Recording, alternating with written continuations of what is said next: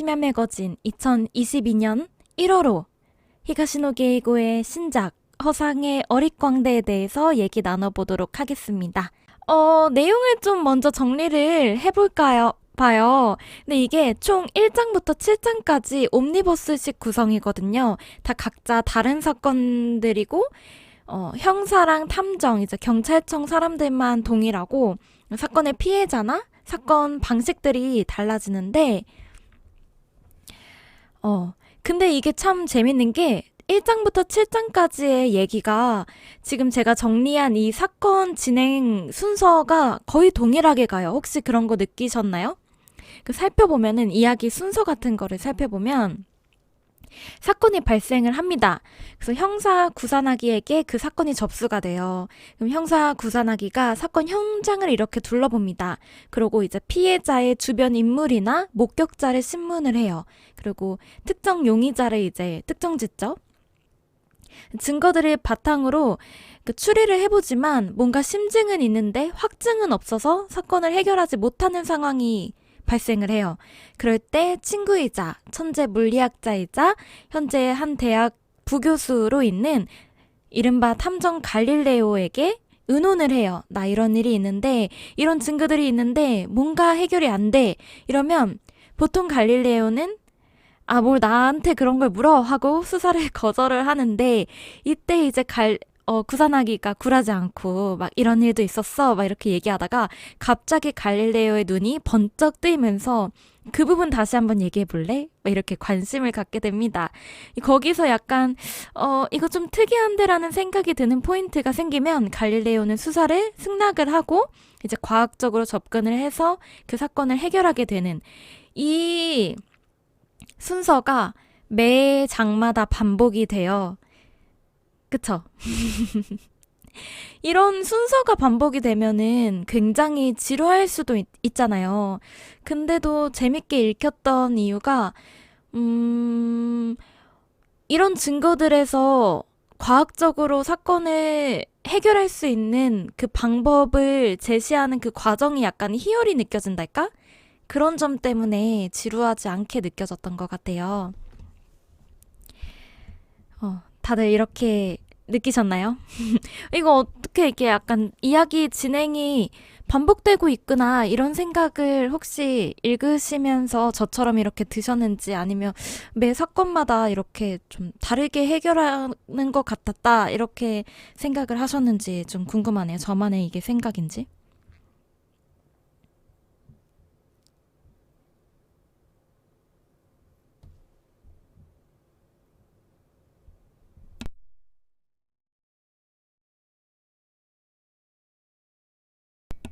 전형적인 옴니버스 같았어요. 맞아요, 맞아요. 진짜 전형적인 옴니버스. 음, 패턴은 동일한데 매번 아이템이 달라져서, 맞아요, 맞아요. 이 패턴은 진짜 동일한데 매번 소재가 달라지니까 그렇게 지루하게 느껴지지는 않았어요. 게임으로 치면 무기만 바꿔서 보스 깨는 느낌이라고? 그럴 수 있겠네요. 자, 그래서 저희가 오늘은 어떤 얘기를 나눠보려고 하냐, 한번 보면은, 제가 이렇게 총 4개의 대화 소재를 좀 가지고 와봤는데요. 먼저 첫 번째로 이 소설의 구성에 대해서 좀 얘기를 나눠보고 싶은데 이 책을 좋아하시는 분들은 정말 무조건 본인의 책을 쓰고 싶을 거라고 저는 생각해요. 그렇지 않으신가요, 여러분들? 지금 참가해주신 분들 아마 책을 좋아하시는 분들이 계실 것 같은데 책을 좋아하면 본인의 이야기를 담은 본인의 소설을 쓰고 싶은 마음이 좀 들게 되는 것 같아요. 그래서 이 소설의 구성에 대해서 저는 조금 생각을 해봤어요. 이 소설의 큰 틀을 이끌어가는 거는 구산학이지만 뭐랄까 메인 주인공은 갈릴레오잖아요. 탐정 갈릴레오. 그 탐정 갈릴레오만 있어도 이 사건이 해결되고 이 소설이 다 이끌어질 것 같은데 이 소설 속에서 형사 구산하기의 역할은 도대체 뭘까라는 생각이 들었어요. 왜 우리 책을 쓰려면은 메인 주제를 좀 정해놓고 그 주제를 이끌어 나갈 수 있는 메인 등장인물들을 이렇게 막 구성을 해놓잖아요.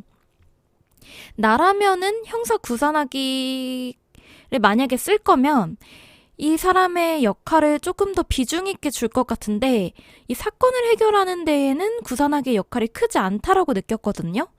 차라리 갈릴레오만 메인 주인공으로 가져가도 됐지 않았을까 했는데 이 유명한 작가 히가시노 게이고는 형사 구산하기를 거의 메인 주인공급으로 앉혀놨단 말이죠.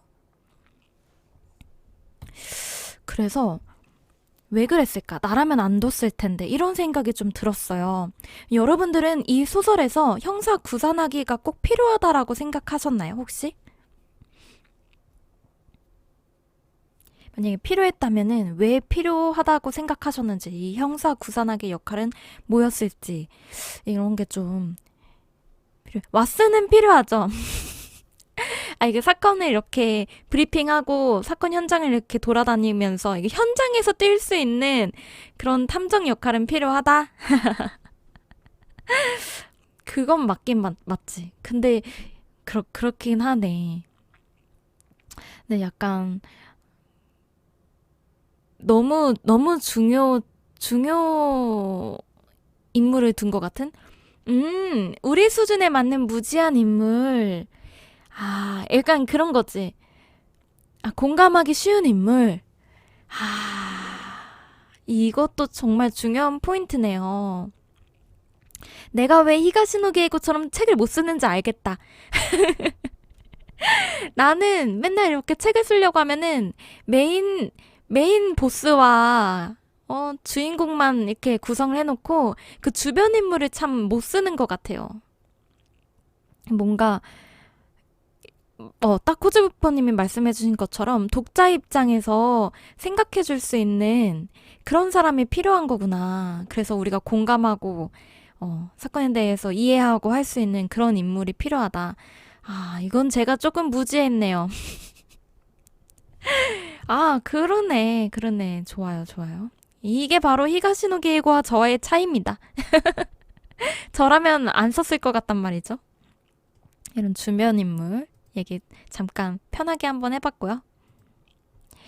이것도 그냥 제가 궁금한 점인데 힘의 차이가 느껴지십니까? 그러니까 내가 왜 히가시노 게이고처럼 될 수 없는지 이거 책을 읽다 보면은 진짜 코즈부퍼님이 말씀하신 것처럼 이 책을 쓴 그 작가들이 너무 쉽게 잘 써서 너무 막 훌훌 읽히잖아요. 이 정도 글은 나도 쓸 수 있지 이런 생각이 솔직히 들거든요.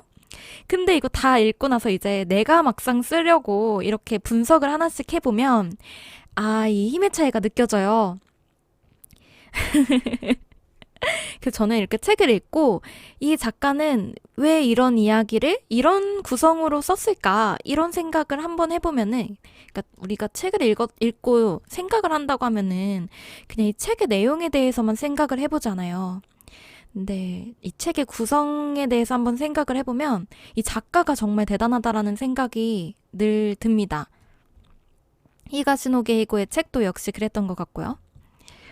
두 번째로 또 간단하게 한번 얘기해 볼 거는 이 인물에 대해서인데요. 구산하기는 이 갈릴레오에게 살해를 했을까요, 여러분들? 어떻게 생각하세요? 사실 이 일은 구산하기의 일이거든요. 이 책을 안 읽으신 분들도 계실 것 같아서 살짝 얘기를 해드리자면은 이 경찰은 구산하기인데 얘가 사건이 안 풀리면은 이제 친구인 물리학자한테 가서 얘기를 하고 이 물리학자가 거의 다 해결을 한단 말이죠. 이 물리학자는 제가 알기로는 이 경찰청 소속은 아니에요. 그냥 막 도와주고 있는 건데, 이게 인센티브가 있는 것도 아니란 말이지. 개인적인 궁금함으로 이 구산하기는 갈릴레오에게 어떤 살해를 했을까? 저 갈릴레오는 뭔가 돈도 안 되는데 어떤 뭐 표창장 같은 것도 없는데 저를 굳이 도와주는 이유가 있을까? 뭐 이런 궁금증이 좀 생겼거든요. 좀 특이한 시점인가요? 저는 이렇게 이런 걸 상상하는 게 재밌더라고요. 여러분들은 어떠셨을 것 같아요? 여러분들이 구산하기라면 이 일을 이렇게 도와주고 있는 갈릴레오에게 어떤 살해를 했을지 아니면 여러분들이 갈릴레오라면 이렇게 무보수로 구산하기를 도와줄 수 있었을지 단순한 이 학문적인 호기심과 이런 것들로 도와주면 이제 본인에게 어떤 게 남을지 뭐 이런 게 저는 궁금했어요. 너무 세속적인가요? 아, 너무 세속적인가? 아, 다른 시리즈에서 가끔 밥 사주는 것 같더라고. 아, 표창도 받았어요? 그래, 이런 게 있어야 된다니까? 그래, 뭔가 내가 이 사건을 해결해줬다. 이런 인정을 또 받아야 사람이 또 도와주고 싶고, 고마워해야 계속 지속적으로 도움을 줄 수 있는 거 아니겠습니까? 그쵸? 다 그런 게 있구나. 약간 이런 디테일들이 또 소설을 탄탄하게 만드는 그런 기반이 또 되는 거잖아요. 아, 아니나 다를까. 히가시노게이고는 그런 것까지 다 생각을 했나 보네요. 표창도 받고 밥도 얻어먹은 거 보니까.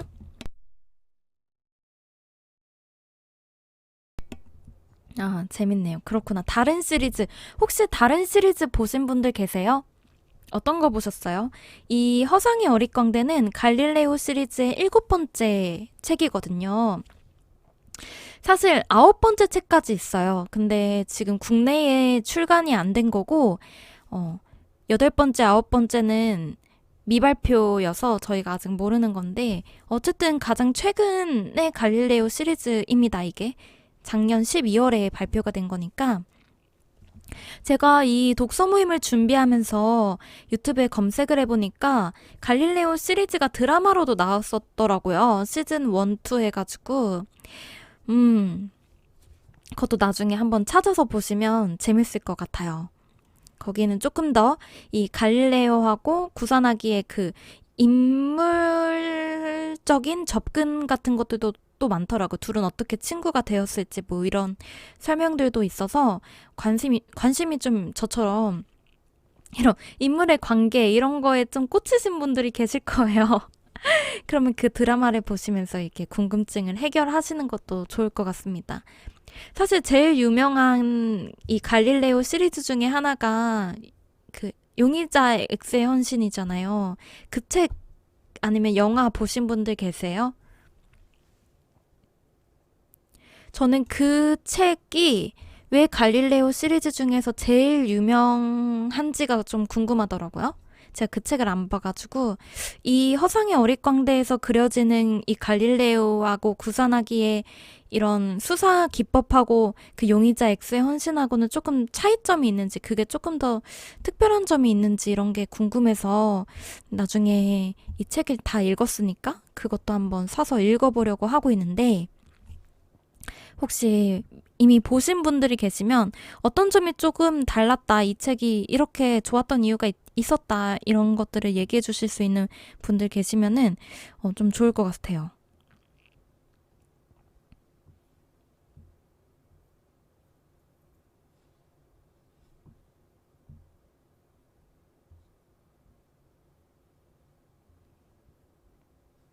아, 안 계신가? 그렇구나. 그럼 제가 한번 나중에 읽어보고 또 말씀을 드려볼게요. 어떤 점이 달랐는지. 아, 범인이 매력적이었다고? 와, 이건 또 다른 생각이다. 제목이 생각이 안 나서, 아, 범인이 매력적이어서 그 책이 되게 유명했던 걸 수도 있구나. 원래 악역을 매력적으로 그리는 게 되게 어려운 일이잖아요. 아, 저는 이게 약간 갈릴레오가 물리학적으로 이 사건을 해결하는 방법이 조금 굉장히 디테일하고 특이해가지고 유명했나 했는데, 아, 조금 설명하려면 바로 스포가 될 것 같아요. 그럼 제가 읽어보고 이 책하고 한번 비교를 해서 영상을 만들어봐도 재밌겠네요. 그때 코즈부포님이 댓글로 이렇게 좀 저하고 생각이 같네요. 뭐 이런 거 남겨주시면 도움이 될 것 같습니다. 스포는 듣고 싶지 않으니까 여기까지만 얘기 나누는 걸로 하고 다음 이제 얘기를 넘어가 보도록 할게요. 갈릴레오 시리즈는 용의자 X만 영화로 아주 예전에 보고 나머지는 못 봤어요. 아, 그러니까 그게 이제 그것만 영화화가 된 것 같아요. 제가 알기로는 갈릴레오 시리즈 중에서. 마력의 태동, 그것도 굉장히 유명한데 그것도 물리학자 얘기니까. 이렇게 보면 히가시노 게이고가 되게 과학적인 그런 접근을 참 좋아하는 작가 같아요. 그쵸? 음, 저는 히가시노 게이고가 원래 추리 소설로 유명하잖아요. 근데 히가시노 게이고 중에 본책이 제가 뭐가 있냐면 연애의 행방이거든요. 그게 히가시노 게이가 쓴 유일한 그 연애 소설인데 그것만 봤어요. 그래가지고 히가시노 게이고의 이런 미스터리 추리 소설을 처음 봤는데 너무 재밌더라고요. 맞아요. 그래서 제가 작가를 검색해봤더니 공대생이에요. 어, 그 기계공학 전공이었던 걸로 기억하는데 그래가지고 이 공대 이과적인 시선이 있었던 것 같아. 맞아요. 다른 추리소설도 제가 읽어보고 싶다라는 생각이 들었어요. 전기공학 맞죠, 맞죠. 전기공학. 아, 이, 이과생의 시선 재밌습니다. 자, 제가 또 이제 준비한 대화 주제로 이 두 가지가 있는데 이게 어떤 얘기냐면은 원래 우리가 뭐 책을 쓴다고 하면 이 책을 통해서 얘기하고 싶은 바가 있잖아요. 그래서 히가시노 게이고는 이 책을 통해서 사람들한테 어떤 메시지를 전달하고 싶었을까가 궁금해졌어요. 보통 본인이 하고 싶은 메시지를 전달하려면 그 책의 인물에 투영을 시키거든요. 본인의 생각을. 근데 구선하기보다는 이 물리학자이자 탐정인 갈릴레오의 철학이 나오는 그 대화가 굉장히 많아요. 제가 두 가지가 제일 기억에 남아서 이렇게 정리를 해봤는데 잠깐 잘 안 보이실 것 같아서 채팅창을 조금 꺼드리면 네, 이렇게 두 가지가 저는 제일 기억에 남았거든요. 그 231쪽의 3장 들리다 중에서 현상을 분석하려면 모든 가능성을 염두에 둘 필요가 있습니다. 검증도 없이 그저 자신의 사고방식이나 감각과 맞지 않다는 이유로 남의 의견을 무시하는 것은 의욕 없는 게으름뱅이나 하는 짓이에요. 이거. 두 번째는 324페이지 4장 휘다 중에서 어떻게 던지면 공이 어떤 식으로 변화하는지는 과학으로 해명할 수 있지. 하지만 어떻게 던지냐는 투수에게 달렸어. 거기에는 물리학이 끼어들 여지가 없어. 신체의 움직임이 정신의 영향을 크게 받는다는 사실은 여러 실험으로 증명됐어. 이 두 가지가 좀 이 갈릴레오의 생각이자 아마 히가시노 게이고의 생각이겠죠? 그거를 잘 나타내는 대화인 것 같아가지고 정리를 해봤는데요. 저는 일단 첫 번째로 써놓은 거에 굉장히 크게 감명을 받았어요. 현상을 분석하려면 모든 가능성을 염두에 둘 필요가 있다. 이게 생각보다 잘 안 되는 거거든요. 저도 세상을 살면서 사람들하고 의견을 주고받을 때가 되게 많잖아요. 뭐 굳이 토론을 하거나 뭐 어떤 해답을 찾기 위한 대화를 할 때뿐만 아니라 정말 많은데 요즘 선생님 정확한 워딩은 기억이 안 나는데 인과관계에 대해서 얘기하는 부분이 인상 깊었어요. 결과에는 원인이 꼭 있다는 이야기. 혹시 그것도 갈릴레오가 한 이야기인가요? 되게 그 과학자가 할 것 같은 말이거든요. 결과에는 원인이 꼭 있다. 저도 이렇게 생각하는 부분인데 맞아요. 그 부분이었던 것 같아. 그 사이비 종교 얘기 있잖아요. 거기에 이제 그런 얘기도 나오거든요. 그 재현성이 있는 일에는 항상 과학적으로 해결할 수 있는 방법이 있다. 그러니까 계속 반복되어 있는 일은 다 우리가 설명할 수 있다. 그러니까 우연이라는 거는 없는 그 부분이 아마 저런 느낌이었는데 맞죠, 맞죠? 이게 저도 굉장히 공감하는 그 얘기예요. 저는 우연은 없다고 생각을 하거든요. 인연도 없고 이게 우리 뭐 남녀 관계에서 우리 정말 운명인 것 같아 막 이런 거 하잖아요. 우리 정말 천생연분이야 이런 거. 저 사실 그런 거 안 믿거든요. 가끔 어떤 남성분이 다가와서, 우리 이거 취향이 잘 맞고, 우리 자꾸 여기 카페에서 마주치는 것 같은데, 우리 운명인 것 같아요. 이러면 저는 굉장한 반감을 느낍니다. 저는 운명은 없다고 생각하거든요. 제가 자꾸 그 카페에서 그 남성분을 마주치는 것은 저하고 그 남성분의 출근 시간이 같기 때문인 거고, 뭐 이렇게 생각하기 때문에, 어, 연애고자의 사고. 그래가지고, 아니, 근데 이런 걸 티낼 순 없잖아. 그래서, 맞아요, 맞아요. 우리 천생연분인 것 같아요. 뭐 이렇게 얘기는 하지만, 마음속 깊은 곳에는, 무슨 천생연분이야. 뭐 이렇게 생각이 듭니다. 제가 어떤 책을 읽었는데,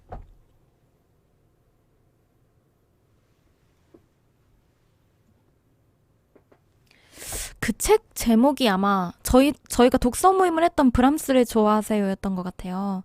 그 여자가 남자를 꼬시려고 하는데 남자가 맨날 12시 공원에 벤치에 앉아서 책을 읽는 거야. 그래서 그 여자가 맨날 그 주변을 옆구리에 책을 끼고 돌아다녀요. 그래서 그 여자는 그 책을 그 남자를 만나기 위한 일종의 티켓이었다라는 표현을 쓰거든요. 그런 거 보면 이제 그 남자는 그 여자에게 나하고 같이 독서를 하는 여성을 이 벤치에서 만나다니 정말 운명이야 라고 생각했겠지만 그런 운명은 없는 거죠. 저희가 했던 그런 독서 모임 중에서 데미안에도 그런 부분이 나오고요. 아마도 이 탐정 갈릴레오도 그런 생각을 가졌던 것 같아요. 결과에는 원인이 꼭 있다 이런 얘기를 하면서 그런 게 또 히가시노 게이고의 생각이지 않을까 싶고요. 히가시노 게이고도 연애 고자였을까? 또 막 감명 깊게 보셨던 그 부분을 또 말씀해 주시면 또 얘기를 나눠보도록 할게요. 제 얘기를 또 드리자면 이거 첫 번째 거 별로 안 와닿으시나? 저 이거 굉장히 감명받았는데 다시 한번 봐봐요 여러분들. 이런 얘기였거든요. 남의 의견을 무시하는 것은 의욕 없는 게으름뱅이나 하는 짓이에요. 이건 나 진짜 심장 후벼 팠는데. 이거 되게 약간 사람이 나이 들수록 아니면은 직급이 올라갈수록 저런 사람들 굉장히 많아요. 일단 한숨부터 쉬고요. 그분들이 가지고 있는 사고방식이나 여태까지 살아온 것들과는 조금 벗어나는 행동을 했다, 내가. 그러면은 내가 왜 그걸 그렇게 했을까? 뭐 이런 생각을 하덜덜 하려고 하지 않더라고요. 뭔가 다른 측면이 있지 않을까? 뭐 이런 가능성을 조금 염두에 두고 내가 왜 그렇게 했을지를 알려고 하면 좋을 텐데, 점점 게을러지는 거지. 알고 싶지가 않은 거야. 맞아요. 코즈오퍼님 얘기처럼 사실 모두가 그런데, 모두가 그래요. 저도 이런 적이 많고, 모두가 그런데 이제 나이가 들수록 조금 더 귀찮아지나 봐요. 점점. 그래서 요즘에 저런 사람을 많이 봤고 저런 대화를 많이 하다 보니까 조금 심신이 지쳐있는 상태였는데 딱 저 문장을 보니까 맞아 이런 생각이 들면서 좀 많이 공감이 되더라고요. 코즈오프님 말씀처럼 사람이란 경험을 기반으로 생각하는 게 당연하니까 맞아요. 음.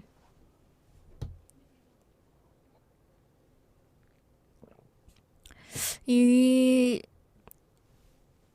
이런 사람이 게으름뱅이가 안 되려면 어떻게 하면 될까요? 계속해서 끊임없이 의심을 하고 알려고 하고 해야 될 텐데 그게 그렇게 하려고 마음을 먹는다고 해서 되는 게 아니잖아요. 약간 갈릴레오는 조금 이상적인 사람인 것 같기도 해요. 그러니까 막 사람이 되게 호기심이 가득하고 아직도 그 뭐랄까 부교수까지 됐고 사람이 이룰 거 다 이룬 것 같고 나이도 좀 있는 것 같은데 계속해서 호기심이 있단 말이에요. 저 사람의 원동력은 뭘까? 뭐가 항상 저렇게 세상에 궁금한 게 넘칠까? 뭐 그런 게 또 참 궁금하더라고요. 에이징 커브 같은데 에이징 커브는 뭐예요? 처음 보는 단어다. 검색해봐야지. 또 하나 배워가네요.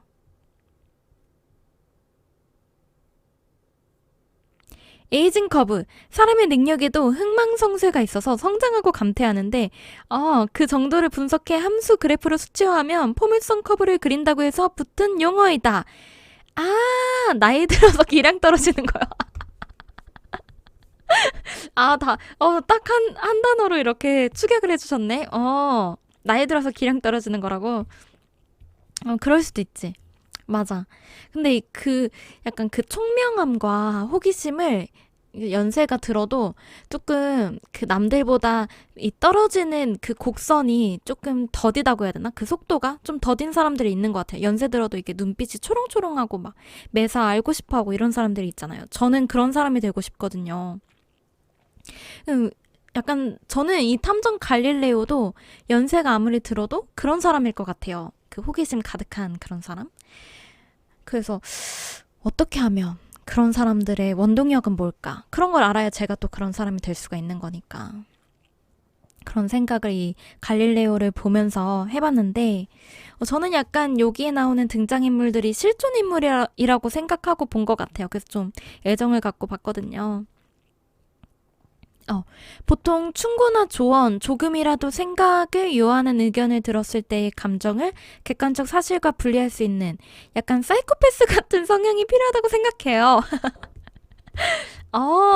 굉장히 특이한 말씀이신데, 약간 사이코패스 같아야 된다. 근데 이 말도 틀린 게 아닌 게 지금 코즈프프님이 말씀하신 것처럼 내가 가진 생각하고 다른 어떤 일을 봤을 때 이게 감정이 상해요, 사람이. 어쩔 수 없어. 왜냐면 내가 지금까지 살아온 그 경험이 있는데 좀 다른 얘기를 하면은 감정이 상하거든요. 근데 이 감정이 상한 것과 별개로 이제 객관적 사실만 가지고 이거를 검증할 수 있는 능력을 가지려면 약간 사이코패스 같은 성향이 필요하다. 자기 객관화를 해야 되니까. 맞아요. 그래서 그런지 이 갈릴레오가 약간 사이코패스 같은 느낌이 들기도 해요. 사람이 무조건 약간 과학 맹신자 같고 소시오패스라고 하는 게 더 좋겠네요. 약간 감정이 없을 것 같고 그건 아니다. 이건 맞다. 막 이런 사람 같잖아요. 자기 객관화는 일반인들은 불가능하죠. 정말 평범한 노멀 피플들은 진짜 힘들 거야. 왜냐면 감정이 상하거든. 그쵸? 맞아. 저도 누가 저보고 뚱뚱하다 그러면 그렇게 기분이 나빠. 이 정도면 됐지. 이 정도면은 통통하니 귀엽구만. 이렇게 되는데 어디 그런 거 있단 말이에요. 미용 몸무게 막 이렇게 표가 있어요. 제 키에 이제 몸무게가 어느 정도 돼야 예뻐 보인다. 뭐 이런 표가 있는데 이게 약간 객관적인 수치잖아요, 그거는. 그거랑 나의 몸무게를 객관적으로 비교하면 난 뚱뚱이가 맞아. 하지만 이거를 어떤 사람의 그 말로 들으면 굉장히 기분이 나쁘거든요. 뚱뚱 아니에요. 뚱뚱과예요. 맞아.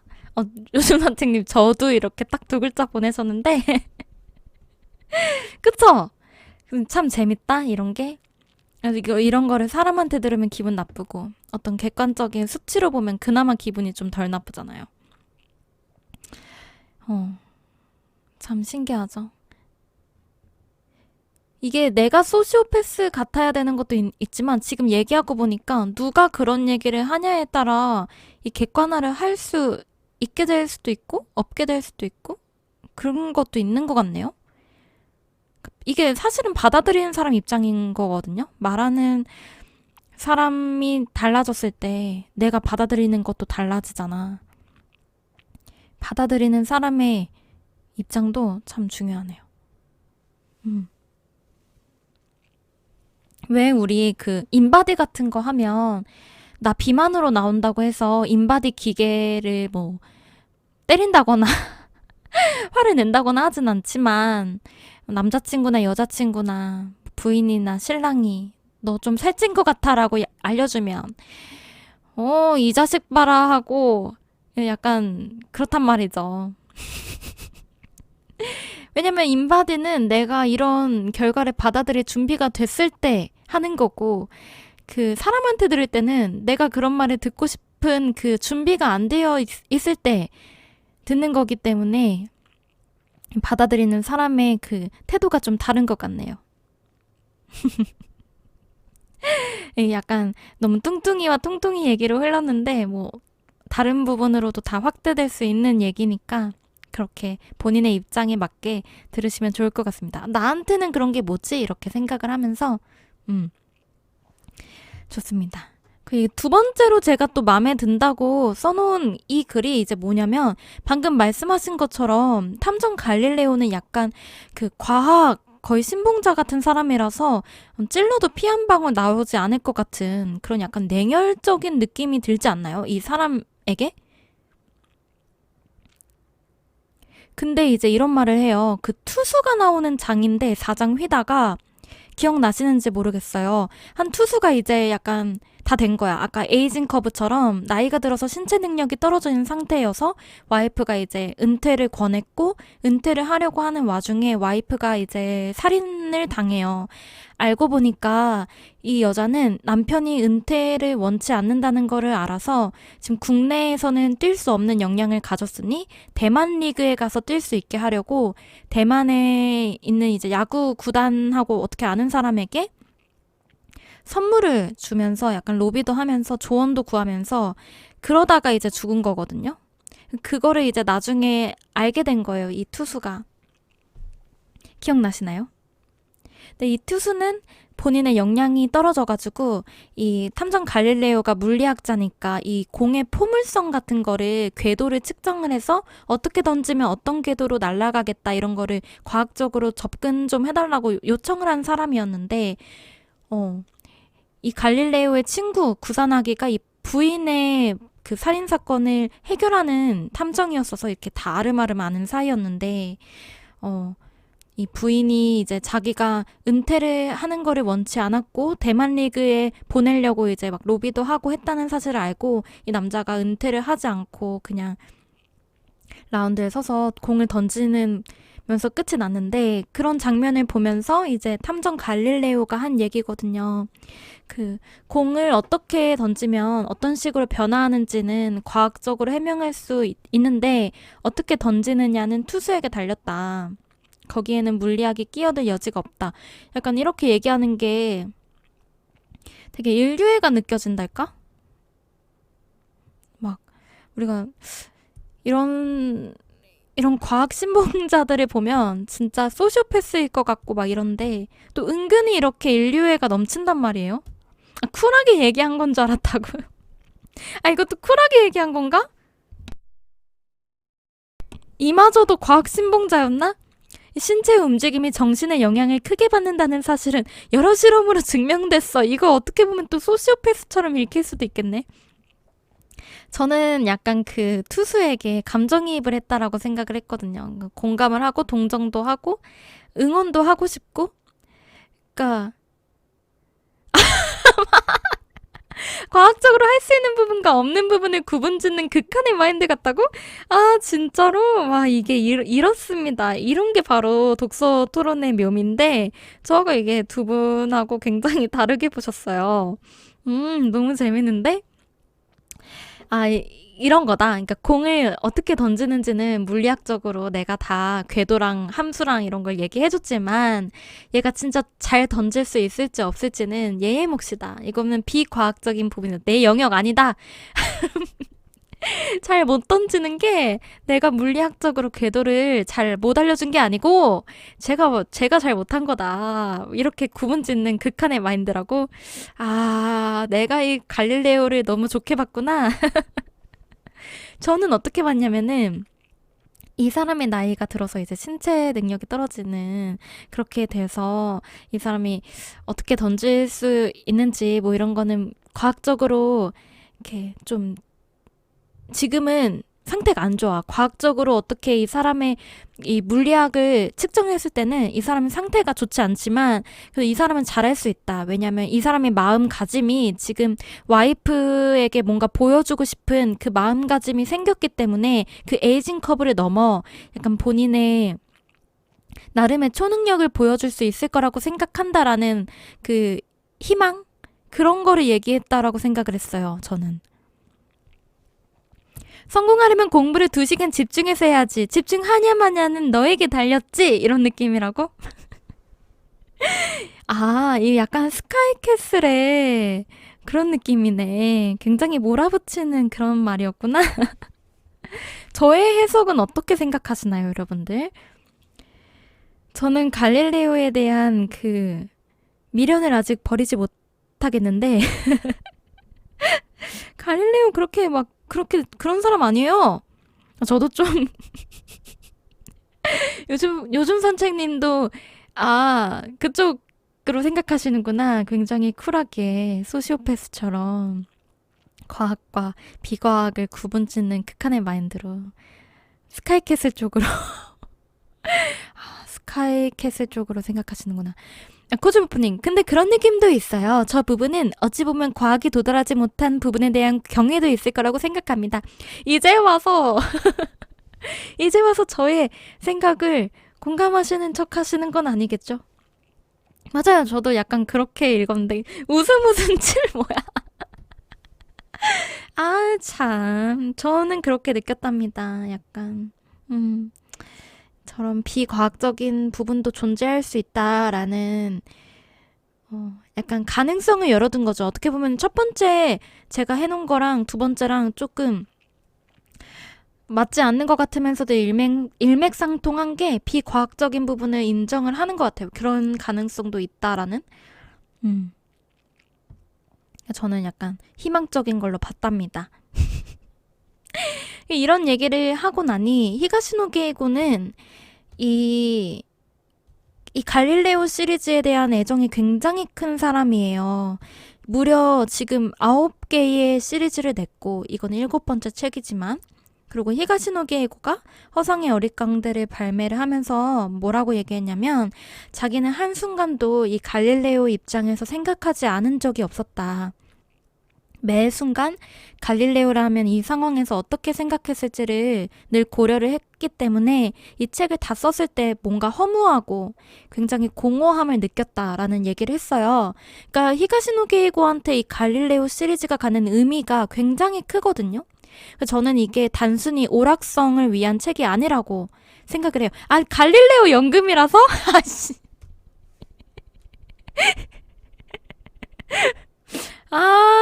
참, 이거 지금 세상 아름답게 보려고 하고 있는데, 갈릴레오 연금이 따뜻해서 그런 거라고? 알았다.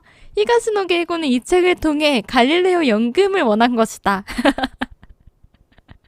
아니야. 히가시노 게이고는 그렇지 않아. 갈릴레오에게 굉장히 애정이 있고, 이 시리즈를 굉장히 사랑하고 있다고요. 이건 분명 히가시노 게이고가 이 책을 통해서 우리에게 얘기하고 싶은 메시지가 있기 때문일 거란 말이에요.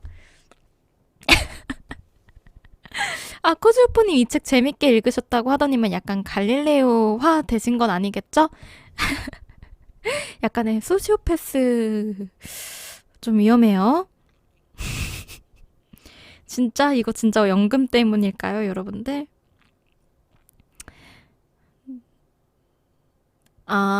코즈오프님 원래 저쪽 파구나. 갈릴레오 파구나. 그렇구나. 나는 히가시노 게이거가 왠지, 뭔가 하고 싶은 얘기가 있어서 갈릴레오 시리즈에게 집착한다고 생각하는데. 사실은 뭐 연금도 있지만, 이런 추리물들이 영화화나 드라마화가 되게 편해가지고, 뭐 그런 부수입을 또 노리는 걸 수도 있겠다라는 생각이 문득 스쳐가는데 애써 모른 척 할게요. 너무 웃기다.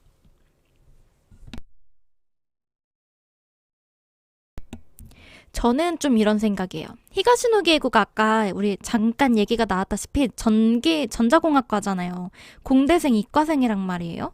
요즘에는 되게 이런 게 핫해요. 문과생과 이과생의 그 생각의 차이를 비교해 놓는 그런 게 굉장히 지금은 흔한데, 이 책을 이제 처음 집필할 때만 해도 히가시노 게이고는 굉장히 이과적인 성향을 가진 사람이지만 어쩐지 사람들에게 소시오패스 같다는 얘기를 듣고 내가 너무 냉혈한 사람은 아닐까 뭐 이런 생각을 본인이 했을 것 같아요. 그러니까 히가시노 게이고가 갈릴레오에게 본인을 이입시킨 것 같다라는 생각이 들었어요. 그래서 본인이 생각하는 그런 이과적인 성향 같은 거를 좀 녹여내고 싶었던 것 같은데 사실 굉장히 깔끔하고, 어, 세상을 바라보는 눈이 굉장히 이성적이고 이런 게 나쁜 건 아니거든요. 근데 항상 이렇게 막 소시오패스 같다라는 얘기를 들었기 때문에 이게 꼭 그런 건 아니다. 이런 상황에서 이런 이과적인 생각이 있을 수 있다. 뭐 이런 거를 좀 녹여내고 싶지 않았을까. 그래서 대상이 물리학자지 않았을까. 메인 주인공이 그런 생각을 해봤는데 FX가 소설일 때 X는 새로 발견된 과학이라고 그러니까 그치 이게 새로 발견된 그런 과학적인 소재가 있다면 그냥 그걸로 소설 한 편 뚝딱 쓰는 거지. 그치?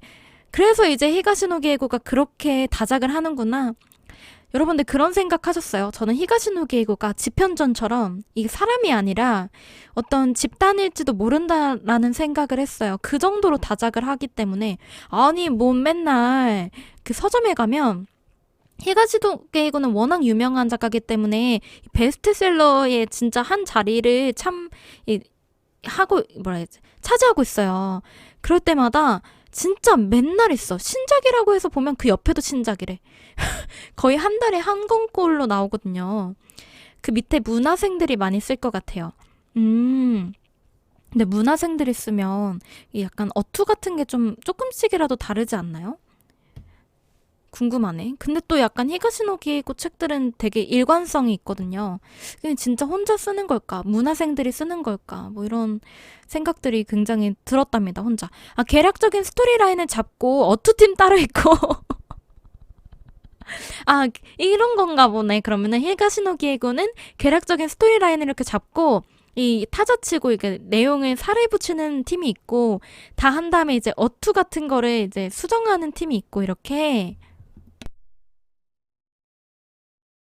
아, 만화도 문화생들이 두는데 그림체 거의 복사 붙여넣기 수준으로 기본기를 맞추라고 하는 걸로 알고 있다고요. 문학도 비슷할 것 같다고. 와. 근데 사실 히가시노 게이구뿐만 아니라 다른 그런 문화생들이 있다고 하면 유명한 작가들은 거의 다 문화생이 있을 텐데 히가시노 게이구만 유독 다작을 한다는 생각 들지 않으세요? 난 너무 신기해. 나도 약간 책을 쓰고 싶기 때문에 히가시노 게이고의 그런 작업 그 패턴이랄까? 이런 게 어떻게 될지 너무 궁금해요. 너무 다작을 하니까. 그 소재가 계속 나오나 어디서? 미래에서 온 사람 아니야? 여튼 정말 대단합니다. 그런 생각을 했는데 약간 여러분들과 대화하면서 약간 감동 와장창을 당해가지고 아, 문득 게이고 소설 딥러닝 시켜보고 싶은 생각이 드네요. 저는 이미 딥러닝으로 소설을 쓰고 있을지도 모른다라는 생각을 좀 하긴 했어요. 요즘에 그런 거 있다면서요. 소재만 넣으면은 알아서 이제 책 한 권 뚝딱 써주는 그런 딥러닝 프로그램이 있다고 그런 얘기를 들었는데 거의 그 정도 수준으로 나오거든요. 지금 신작이. 그래서 그렇습니다.